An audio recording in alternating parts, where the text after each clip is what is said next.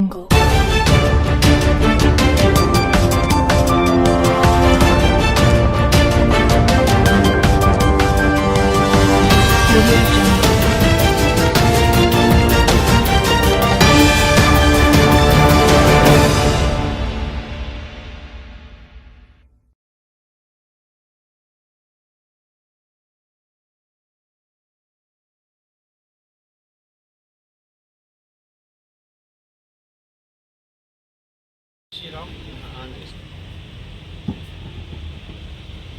శ్రీరామ్.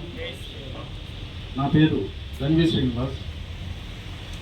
మేము ధర్మసింధు ఆధ్యాత్మిక సేవా సమితి అని ఒక చిన్న సంస్థని నెల్లూరు జిల్లాలో గడుపుతూ ఉన్నాము. ఈ సంస్థ ద్వారా కేవలం దేవాలయాల అభివృద్ధి కోసం, ముఖ్యంగా ఎస్సీ ఎస్టీ కాలనీలో ఉన్నటువంటి రూపదీప నైవేద్యాలు కూడా నోచుకున్నటువంటి దేవాలయాల అభివృద్ధి కోసం పనిచేస్తూ, దాదాపుగా అసలు దేవాలయమే లేనటువంటి ప్రదేశంలో దేవాలయం ఉండి పాడుపడిపోయి జీర్ణోద్ధరణకు నోచుకోక నిర్జీవంగా ఉన్నటువంటి దేవాలయాలు, ఇట్లాంటి వాటినన్నింటినీ కూడా దాదాపు ఒక 150 దేవాలయాలని ఈ జిల్లాలో అభివృద్ధి చేసి వాటిని నెల నెల రూపదీప నైవేద్యాలు ఇస్తూ వాటిని సంరక్షిస్తూ చేసేటటువంటి బాధ్యతని పైవాడు మాకు అప్పగించారు. ఇప్పుడు ఈ సీతారామ ధార్మిక సేవా సంస్థ ద్వారా మన అనంతాచార్య స్వామి వారిని వెనక నుండి నడిపిస్తున్నటువంటి మధుకరణ్ రెడ్డి గారు నాకు ఒక 3 సంవత్సరాల నుంచి కూడా ఆయన మిత్రులు. ఆయన నాకు పరిచయం అవడానికి కూడా గల ప్రధానమైనటువంటి కారణం ఏంటంటే, మేము చేస్తున్నటువంటి ఈ నిత్యం చేసే ఒక యజ్ఞంలాగా చేసే అన్నదానము, తర్వాత ఈ దేవాలయాల యొక్క అవసరాలను గుర్తించి చేస్తున్నటువంటి కార్యక్రమాలు, తర్వాత తల్లి లాంటి మన ధర్మాన్ని విడిచిపెట్టి అన్ని మతంలోకి పోయి మన ధర్మాన్ని హేళన చేసేటటువంటి పరిస్థితుల నుంచి వాళ్ళందరినీ తిరిగి పునరాగమనం చేస్తున్నటువంటి కార్యక్రమాలకి ఆకర్షితులై వారు మాకు కూడా వెనుక నుండి ఎంతో సహాయ సహకారాలు అందిస్తూ ప్రోత్సహిస్తూ వస్తున్నారు. అయితే ఈరోజు వారు ప్రధానంగా ఎక్కువగా నాకు తెలిసినంత వరకు వారు పేద అర్చకులకి అర్చక వృత్తిలో ఉన్నటువంటి, ముఖ్యంగా వారికి సహాయం చేయాలనేటువంటి వారి మహోన్నత ఆశయం నిజంగా నాకు ఆయన తలుచుకుంటే అంత ఒక ఉద్వేగం కలుగుతుంది. ఎందుకంటే అర్చక వృత్తిలో ఉన్న ఒక బ్రాహ్మణుడికి ఈరోజు వివాహానికి అమ్మాయిని ఇచ్చేదాన్ని కూడా ఎవరు ముందుకు రావట్లేదు. కానీ వీళ్ళు లోక కళ్యాణం కోసం వీళ్ళు చేసేటటువంటి త్యాగం చాలా ఉన్నతమైనది. ఒక చిన్న ఉదాహరణ చెప్తాను. బిచ్చిరెడ్డిపాలెం మండలంలో కట్టుబడిపాలెం గిరిజన కాలనీ ఉంది.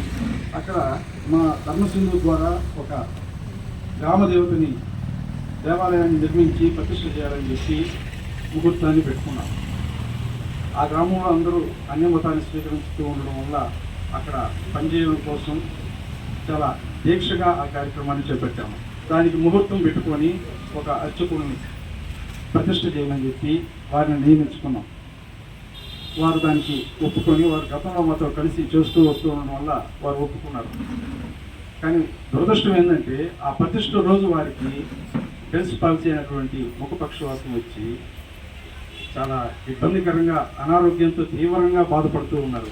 కానీ వారు అంత స్థితిలో కూడా ఆ కార్యక్రమాన్ని వదిలిపెట్టి వెళ్ళిపోలేదు.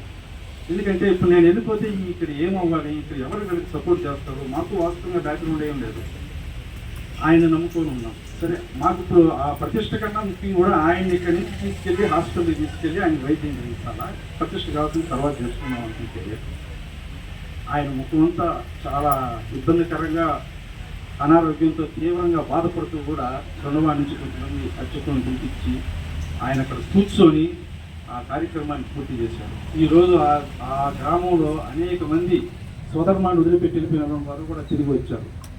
ఆయన పేరు భాస్కర్ స్వామి. ఆయన ఆ పక్కన ఉన్నటువంటి పేరు. అంత తీవ్ర అనారోగ్యంతో కూడా ఆయన ధర్మాన్ని వదిలిపెట్టిపోకుండా నిలబడి కార్యక్రమాన్ని చేయించారు. వీళ్ళు అర్చకులు, వీళ్ళు లోక కళ్యాణాన్ని కాంక్షించి వీళ్ళు చేసేటటువంటి మహోన్నతమైన సేవలకి వీళ్ళకి నిజంగా ఎంతో గౌరవించాలి. కానీ గౌరవించట్లేదు. కనీసం దాకా అన్నట్టు మనం అమ్మాయిని ఇవ్వడానికి కూడా వెంటాడుతున్నారు. ఇవన్నీ గుర్తించి మధుకరణ్ రెడ్డి గారు ముఖ్యంగా పేదవాళ్ళకి ఇబ్బంది పడుతున్నటువంటి వాళ్ళందరికీ సహాయం చేయాలని చెప్పి ఎప్పుడు వాళ్ళు నన్ను అడుగుతుంటారు, ఇక్కడ ఉన్న పేదవాళ్ళని చెప్పి వాళ్ళకి మనం సహాయం చేస్తామని. అట్లాగనే ఆ రోజు స్వామి గురించి వారికి పరిచయం చేయడం జరిగింది. అట్లాగనే ఇంకొక బ్రాహ్మణులు అనుకోకుండా వారికి కాలు తీసేయాల్సి వచ్చింది.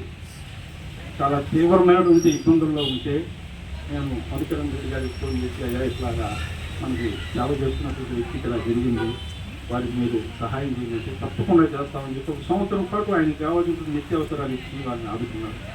ఇట్లాంటి మహాత్ములు ఎక్కడ ఉన్నా ఏ దేశంలో ఉన్నా కూడా వాళ్ళందరికీ కూడా వారి కుటుంబాల్లో వారి వారసులందరికీ కూడా మంచి జరగాలని చెప్పి వారి కుటుంబాలు బాగుండాలని చెప్పి మనం ఆ దేవతలందరినీ కోరుకోవాల్సినటువంటి అవసరం ఉంది. జై శ్రీరామ్.